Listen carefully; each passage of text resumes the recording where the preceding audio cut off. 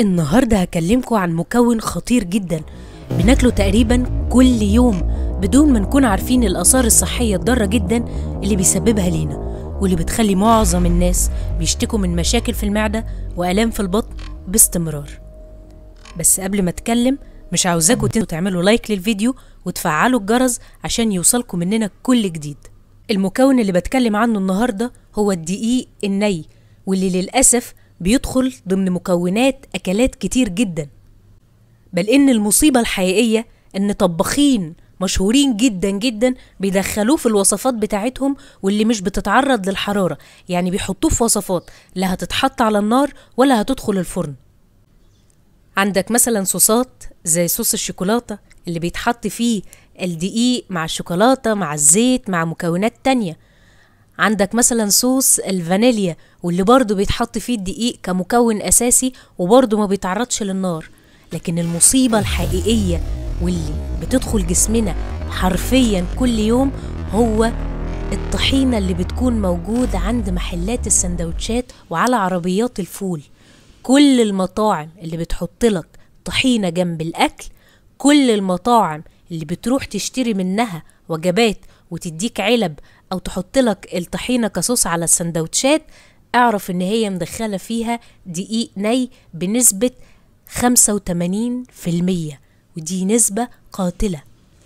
ناس كتير منكم شافت مقطع فيديو ظهر فيه واحد بيتكلم عن بشاميل الفول، واللي كان بيتكلم عن انه دقيق على ليمون على ملح على شوية توابل كده، ان دي الطحينة اللي بتتعمل على العربيات وبتدي كمية كبيرة وبيتحط لها بس شوية طحينة صغيرين.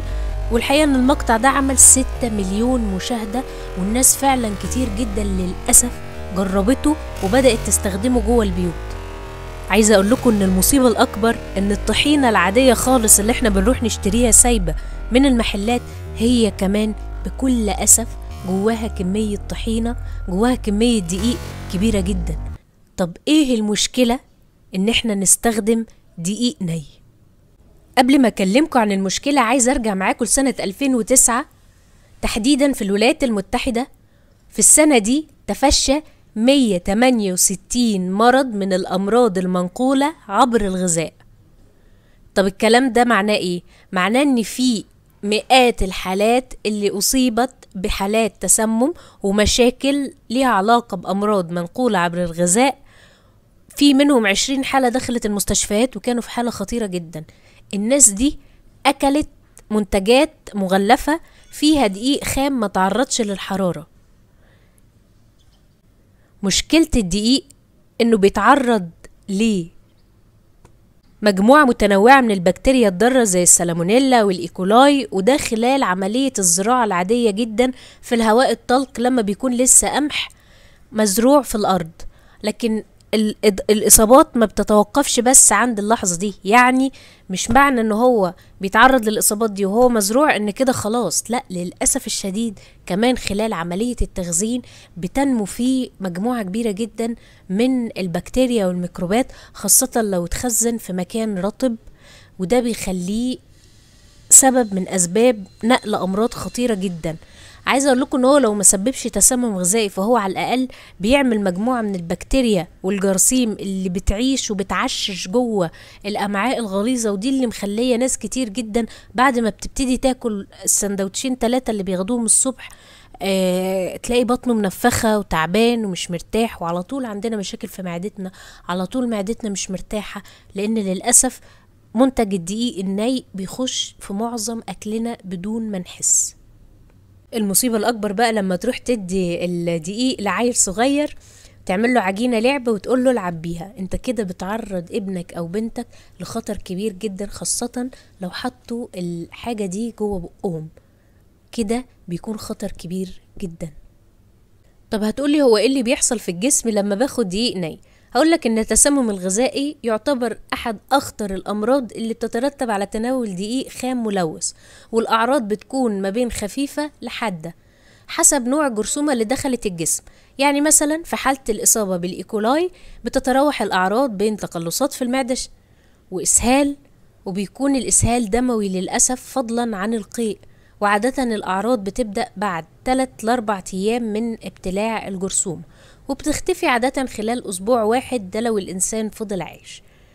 في بعض الناس للأسف الشديد بيتعرضوا للإصابة بعد الإصابة بالإيكولاي لمرض سخيف جدا وصعب جدا اسمه متلازمة انحلال الدم اليوريمي، ودي حالة خطيرة جدا بتسبب فشل كلوي.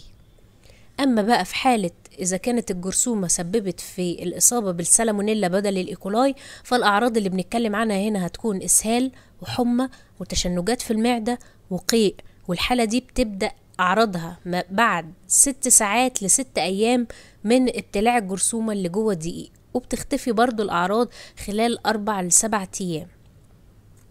مراكز السيطرة على الأمراض الأمريكية قالت إن في بعض الناس عندهم فرص أكبر للإصابة بالعدوى والمرض الشديد، زي الأطفال اللي عمرهم أقل من 5 سنين، الناس اللي عمرهم أكبر من 65 سنة، الناس اللي عندهم أمراض مزمنة، الناس اللي بتاخد أدوية مناعة بتقلل المناعة.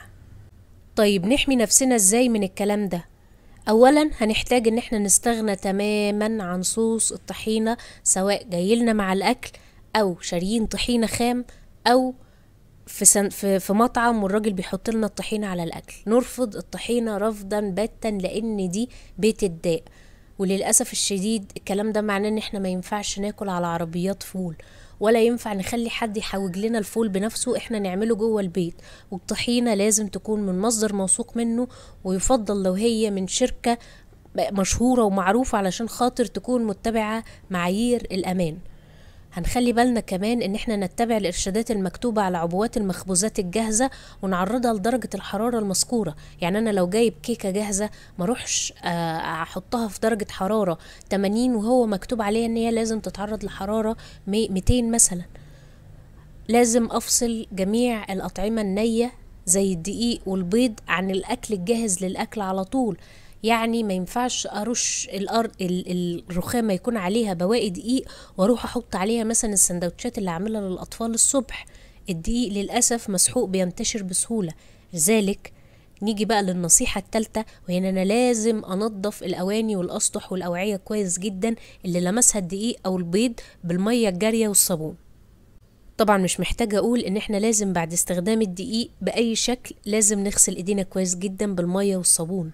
ونيجي بقى للنصيحة الأخطر، وإن إحنا ما ينفعش بأي شكل من الأشكال ندوق العجينة الخام أو الخلطات اللي فيها دقيق ني. يعني وأنا بعمل الكيكة ما ينفعش الطفل يجي يقول لي عايزة أدوق وأنا بعمل الصوص الكوكيز أو أيا كان في حاجة فيها دقيق، أخلي الطفل لا يدوقها ولا أديله شوية دقيق على مية وأقول له خد العب بالعجينة الخام. كمان ما ينفعش ندخل الدقيق الني او المنتجات الجاهزة اللي فيها دقيق ني في اي وصفات اكل مباشرة، زي ان انا اروح اعمل مثلا مخفوق الحليب او اللي هو الميلك تشيك او صوصات واقول اصلا انا هحط لها مثلا شوية من الكيكة الجاهزة او شوية من منتجات الحلويات اللي بتكون جاهزة على الاكل على طول. اما بقى اخر نصيحة واهم نصيحة، ان احنا نعقم الدقيق من خلال تسخينه، سواء تسخينه في الفرن او تسخينه في الميكرويف لعدة دقائق. يا رب يكون الفيديو ده عجبكم. لو كنتوا وصلتوا لحد النقطة دي يا ريت ما تنسوش تعملوا لايك للفيديو وسبسكرايب للقناة عشان يوصلكم مني كل جديد. شكرا.